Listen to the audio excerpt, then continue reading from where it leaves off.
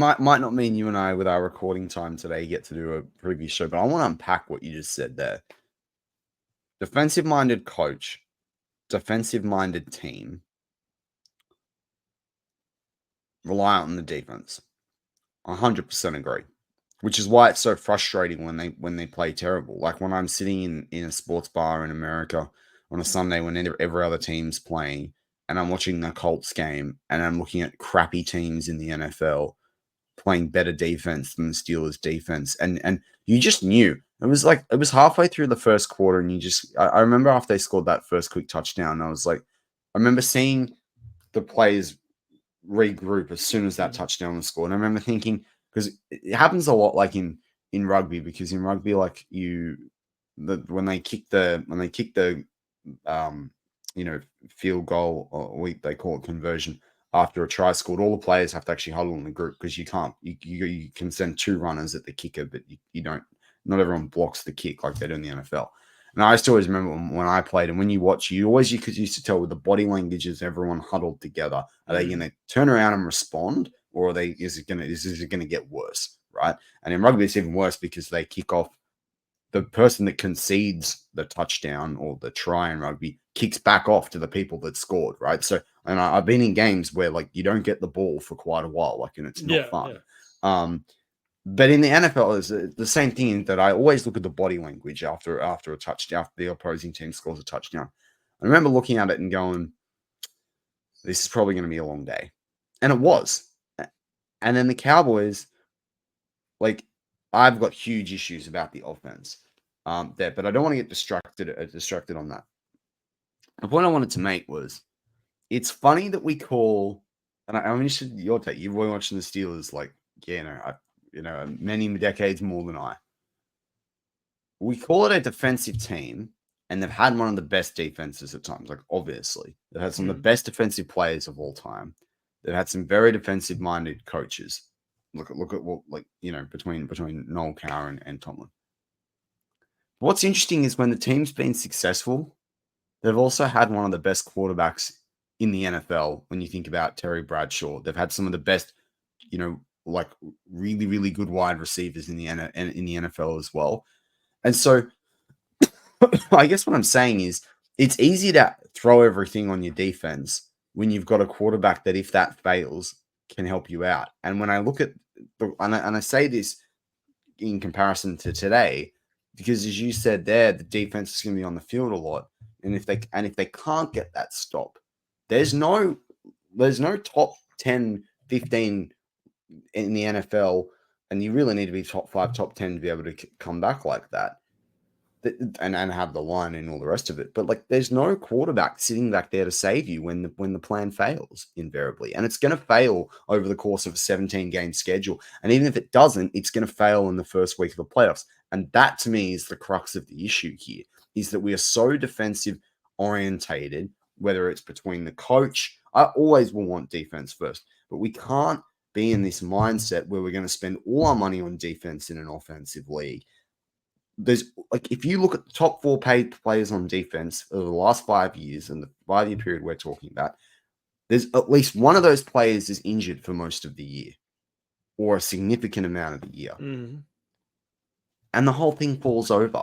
And we don't have a quarterback that can score 30 points, or that can get you back from being 10 points or 12 points down. I'd argue, I still don't believe that we, in 9 times out of 10, we have a quarterback on this roster, or that's played so far this year, that is going to save you from being 7 points down.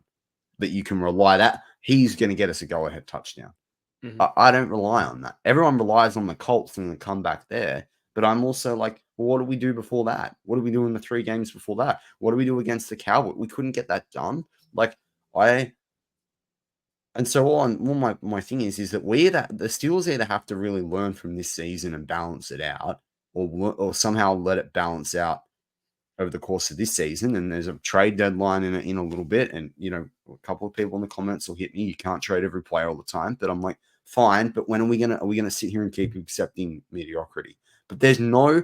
But I guess the point I'm trying to make is, there's no fallback on the offense, but the offense doesn't do enough in the first place, which then puts the defense in a compromising position. So Like, it's all a catch-22, no matter which way you look at it. And it all comes back to the fact that they don't have an offense that they can rely on. That makes it harder for the defense. But the defense is not. There's always this big shake-up in the defense, and there's always this, the defense will make a play. Well, what about when they don't? And that's the thing, is there's not enough recognition of that because they don't do it enough. They don't make that play enough. And I'm not saying that that's a bad defense or a bad set of players, but between injuries, which have hurt them, I feel the last 5 years, there's always someone important injured, whether it's Minka, whether it's TJ, whether it's Cam Hayward, always one of the linchpins the 4 or 5 linchpins that we hang our hat on is injured. And we've seen it now with Highsmith and Herbie going into this week. And so it's a problem. They've got to elevate 2 guys from the practice squad. Like, middle linebacker last year, that was meant to be the solution. And then there. So, like, none of that is specifically anyone's fault. It's not Austin's fault. It's not Tomlin's fault. It's not those players' fault. It's not Colbert or it's not Khan's fault that they got the wrong guys. The reality is there's no fallback option, and that is a collective fault. Anyway, that's my rant. Well, now I'll disagree a little bit. Okay. I think there is fault to be had. Their fault was this. Let's look at the 6 titles, 6 Lombardi trophies. If you look at those, even when they won their very first one with the dominant defense and a powerful running game, they complemented each other. There has been a sense of balance. That's what I'm saying. But you're talking about a Hall of Fame quarterback. Yep. Whether it be Terry Bradshaw or soon to be Hall of Fame Ben Roethlisberger, that, as you say, even when the defense wasn't quite up to stuff, they were, could hold their own and keep the Steelers competitive. Yep. Now, what had changed when they failed? They've looked like they've had the best team or one of the best teams in different times, in the 90s a couple of times, in Ben's career a couple of times, especially towards the end. What they didn't have was they needed one more piece, and they did not have the foresight to go and get that piece. Yeah, so you and I have talked about that. All in to get it. Yep. And then you have the time. Now, you might take you a little while to get back because you had to give up a little bit. Well, guess what? Holding the status quo of not having a losing season every year wins you nothing. You get nothing from that. And I'll add this tiny little bit in. If we had made moves with some of the first round picks and the late round picks that Colbert effed up at the end of his tenure, we would have won a title moving those picks. They kept thinking, we're going to draft the next Hall of Famer, and it didn't happen. Well, again, and some poor drafts and all that falls back on the GM. Now, I'm happy with Khan, and I know he is trying to bring in a player or 2 here and there, and he didn't get everybody he wanted this summer. But again, what are you willing to give up? Because we said a wide receiver 2 or 1 even is not necessarily going to fix this offensive problem because they're overly conservative. Yeah. But one of the things that drives me absolutely bonkers is I watched the 49ers win last night. And they had 5 rookies playing who made prominent plays to win that game. Guess why? Because they trusted them. They have them out there. They drafted well. They put them out there. They've been playing all year. And they're like, do it. Show us. And they did. And they played well. The Steelers they're terrible at developing talent. Yeah.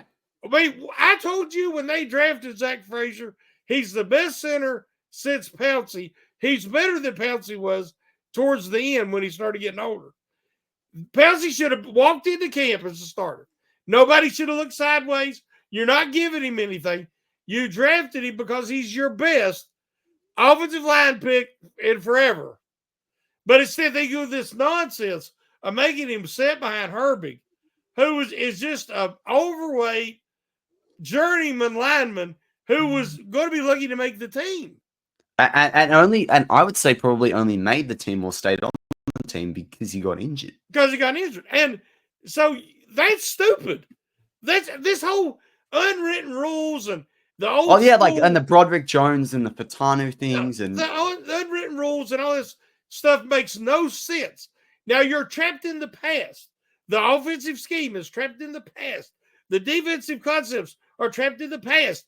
The way they decide starters, utilize personnel, develop personnel is trapped in the past. And until they get out of this mindset and try to become, sometimes you have to be aggressive and pull the trigger. Sometimes you have to. But this is why we didn't remember. This is why you and I for a long time criticized the Arthur Smith before it happened higher, because it wasn't that he was bad. It wasn't that he would be bad. But it wasn't. Remember, I kept saying it. It's to me, it's super vanilla. Like it's not vanilla in the Matt Canada way. It's familiar. That's a good way to put it. But it's not an off. Remember what I said? I said this I was blue in the face. That it's not an offense that is going to score 30 points week in, week out. It's not that type of offense. It has to have time of possession. Before Arthur Smith to be successful, give this defense the rest that they need. They have to convert third downs. So they have to run the ball effectively. Now, herein lies the problem. You got a running back that you didn't give the fifth-year option, and that is not a good fit for your offense.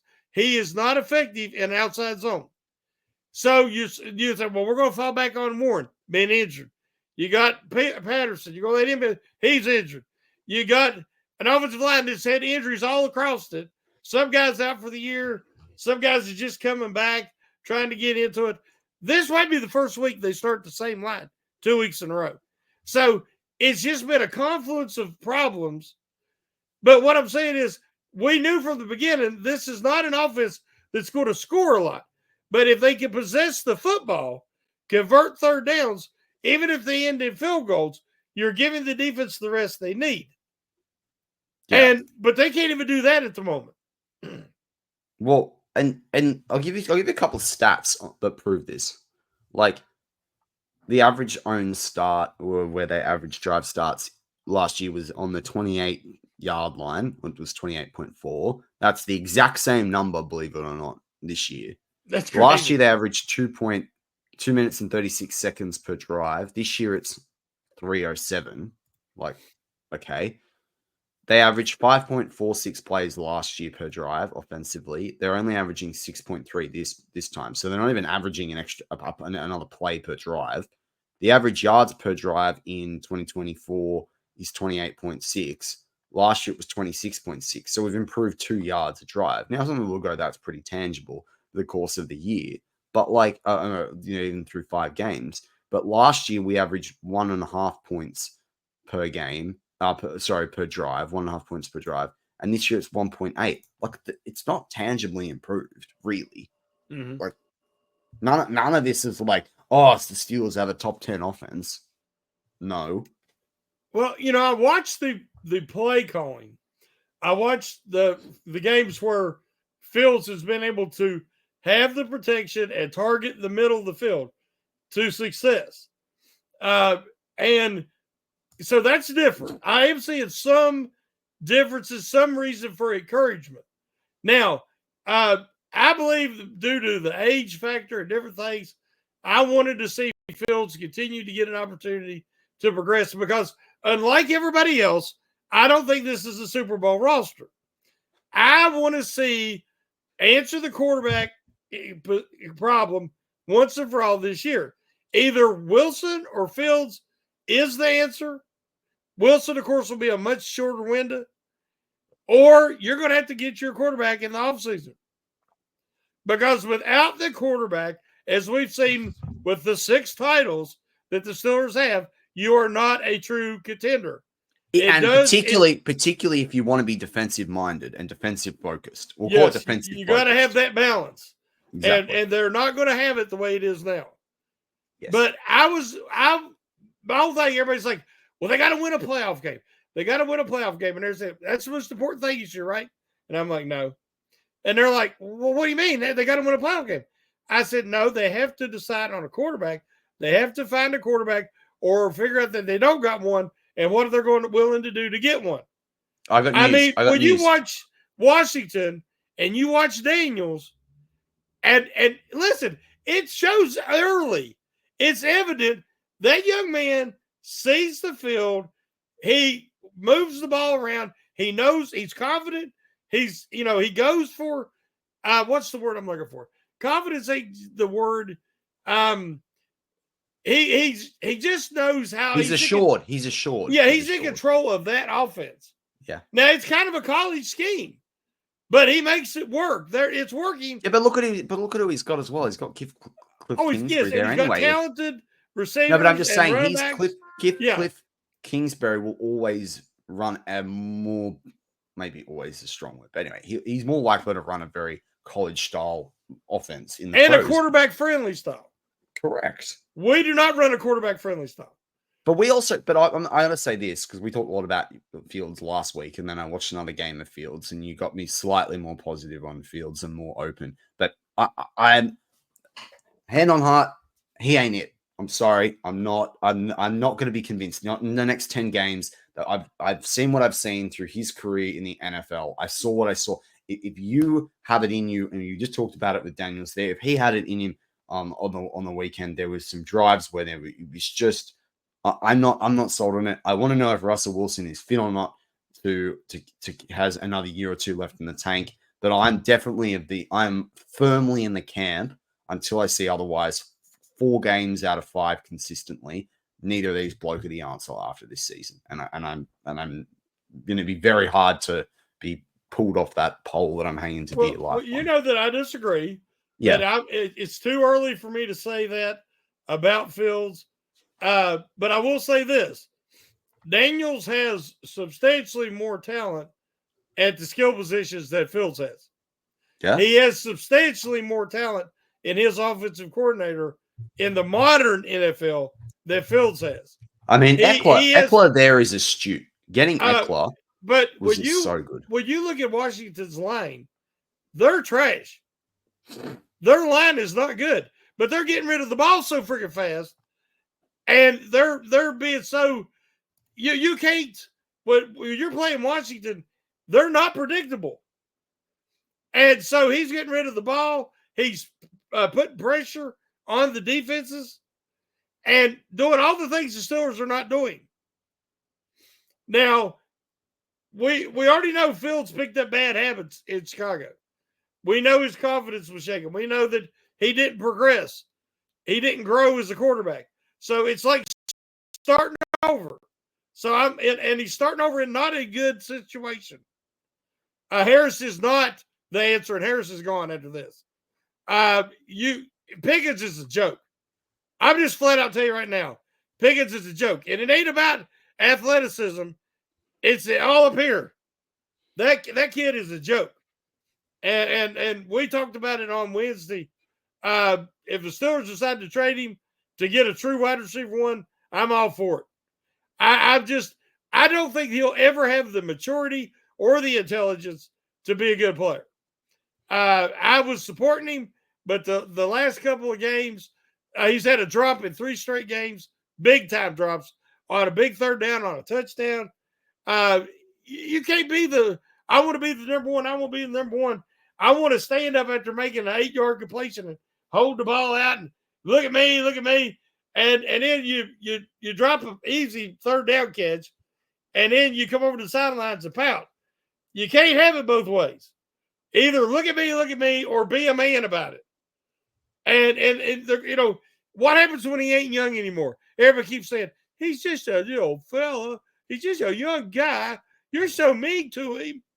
Well, what happens when he's 28, 29, and he still acts like a butthole? I mean, is everybody going to keep making excuses? Yeah. I mean, I'm tired of it. I'm just absolutely exhausted by this nonsense that the Steelers keep thinking that they can take a guy that was a problem and they're going to fix it. They never fix it. It only gets worse. Okay, but here's my point. Here's my point on Fields. I don't fully disagree with you on the Pickens point. But Fields averages 169.7 passing yards in his NFL career. And if we say, but he's doing better this year, He's averaging 5 yards less per game this year than he was last year. The only thing better is his quarterback rating, and he's been sacked less despite all the Steelers line issues. But and he's not throwing interceptions. And but he's protecting the ball. Yes. But he too lives in his fears. And this is the crux. Yeah, but who's he throwing to? Fair. Who's he handing off to? If I was him, I'd want to run it every time because I'm better than the guys behind me. I want to throw it to myself because I'm better than the guys catching it. But the problem, and Freiermuth's even hurt now. I mean, no quarterback in the NFL is going to be successful with this trash that he's working with right now. Right. But I don't think he's got I don't think it's necessarily that much worse than what he had in Chicago. But I will say this. Well, he didn't have a good setup there either, talent-wise. Now, they did get him DJ Moore. And DJ Moore's better than anything Steelers got. By a long shot. Fine. But the point remains. Then this is where it's all a big circle because because you actually don't have the right quarterback and you're not balanced. Or the right running back or the right offensive coordinator. Yeah, but my point was going to be because they're investing so much in that defense, there's no weapon for the quarterback, right? Yep. But then why? But then I'm sitting there as someone, how fiscally minded I am around, when it comes to NFL and GM hat and all that sort of stuff. I wouldn't invest until I knew I had the quarterback. I wouldn't be fully invested in paying, and this is why I don't want an Ayuk. This is why I didn't want an Ayuk, and I don't want a Devontae Adams because I don't believe in paying a wide receiver $30+ million to be a Steelers wide receiver because there's no one to throw the ball. I'm just saying, I think I've seen enough from Fields versus what I've seen from other rookies. I think at the moment, he's barely a slightly better Sam Howell, to be honest. I don't want the highest paid anything at any position unless I have. Now listen. TJ Watt. Unless I have the franchise quarterback. No, I said back in the day, I'm like, I know. If they can trade TJ Watt for, one of your top quarterbacks that can't miss guy, or as close as you can get to a can't miss, or a guy who was on the available maybe for a trade. Not Deshaun Watson, of course. But I'm saying I will take, if my highest paid guy should be my quarterback, if I'm going to win a Super Bowl. When's the last team that won a Super Bowl and the highest paid guy wasn't the quarterback? Aaron Donald, I think, was getting paid more than Matt Stafford. I don't know about that. I'm not sure. I think but what I'm saying is the Rams went all in to win that Super Bowl, and they did. Mm. Would the Steelers do that? No way. No way. The Steelers are consistency. We're consistency. We've had 3 coaches in 50-some years. We've won 6 titles. Haven't won nothing for a long, long time. But that's what they're going to do. We're going to say, hey, the Steelers haven't had a losing record in forever. Hey, that's wonderful. But the trophy case doesn't get any fuller. And you can't call yourself a city of champions anymore. You haven't won anything. So I got 2 questions for you. Really quick responses to wrap it up. Number 1, if you were Omar Khan or Rooney for 15 seconds, right? I'm saying 15 seconds because you're only allowed to make one decision. Let's make one decision today. What decision are you doing?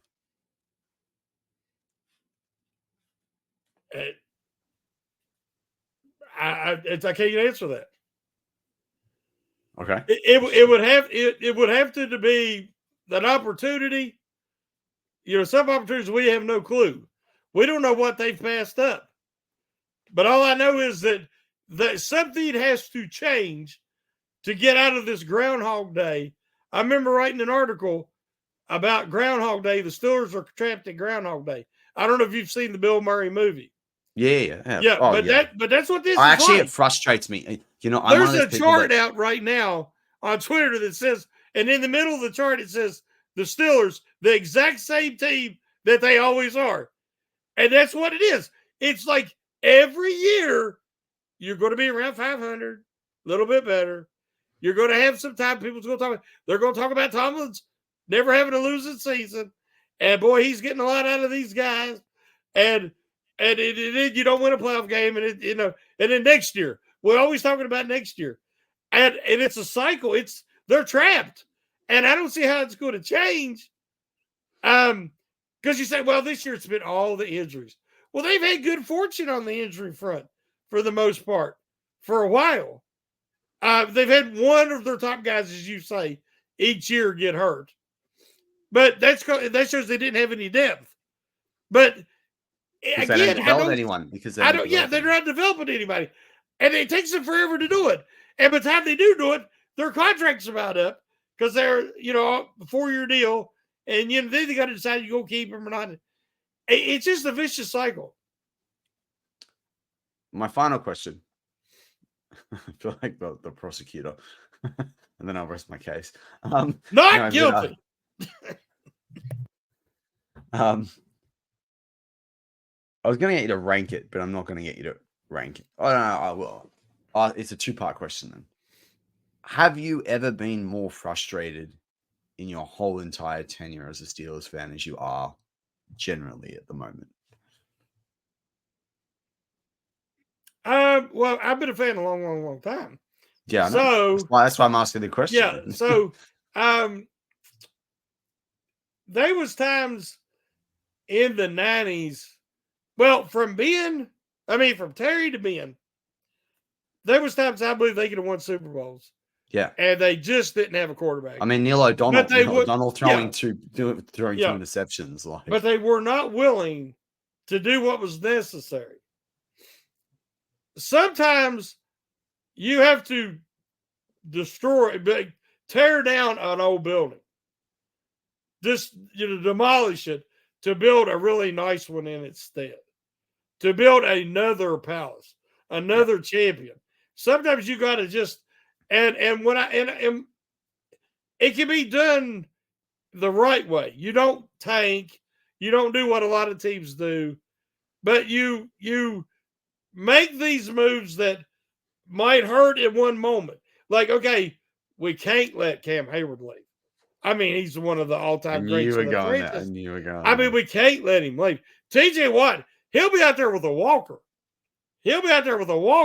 Playing. Because they're like, he's the greatest Steeler defensive player of all time, and we could never think about letting him go or trading him while he's got excellent value. Can't do that. No. I mean, there's a modern way that teams operate.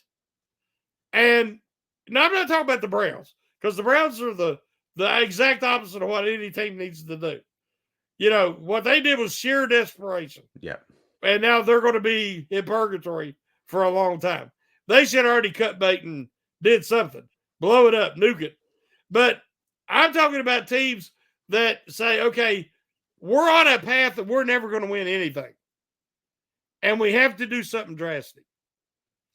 Now, if that means being truthful about Mike Tomlin and what kind of help he needs and what needs to happen moving forward, then I'm willing to do it. If that means that you don't overpay a 35-year-old guy who, even though he's playing excellent this year, he is not making a difference as far as you're not going to win a championship just because Cam Hayward has another good year. Cam Hayward needs help. TJ Watt needs help. These guys need help. And all the money's in them. And it's not in the offense. And guess what? It shows. Yeah. So something has to change. And I don't see the Rooneys going anywhere. Interesting. But to answer the question, I've been as frustrated during those quarterback lean years. I was as frustrated during the Killer Bees and all this talent, but Colbert were just holding on to them draft picks like an old woman clutching to her pearls. He should have. We should have been F them draft picks. We should have been F them. I mean, it just those were frustrating times. But this is right there. Yes. Good. Okay. I just want to make sure that we're all on the same page. But with that, we're going to wrap up what hopefully has been a therapeutic Steelers global perspective. I got the vapors. I got the vapors. For those listening out there, I'm sure you'll be letting us know in the comments what you think. But if you held off and made it to the end, let us know. But no matter what, have a good weekend. And everyone, thoughts, we should have started off with it, but thoughts out there to everyone battling, the natural disasters. And it's very disastrous for a lot of people that have occurred over the last few weeks. So prayers, thoughts, and stay safe out there. I'm Matty P with Shannon White, as always. Go Steelers.